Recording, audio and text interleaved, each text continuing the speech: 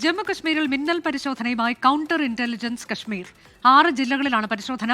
ഭീകരവാദ പ്രവർത്തനങ്ങൾക്കായി SIM card ദുരുപയോഗം ചെയ്യുന്നതുമായി ബന്ധപ്പെട്ടാണ് പരിശോധന. അച്യുതൻ വിവരങ്ങളുമായി. അച്യുതൻ, ഈ പരിശോധനയുടെ വിശദാംശങ്ങൾ.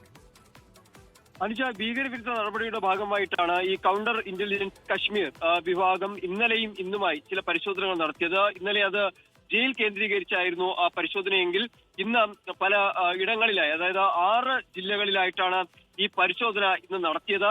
ഈ ഭീകരവാദ പ്രവർത്തനങ്ങൾക്കായി സിം കാർഡുകൾ ദുരുപയോഗം ചെയ്യുന്നതായുള്ള കാര്യങ്ങൾ ഇതുമായി ബന്ധപ്പെട്ട ഈ വിഭാഗം കണ്ടെത്തി. തുടർന്നാണ് ഇത് ഒരു പരിശോധന നടത്തിയത്.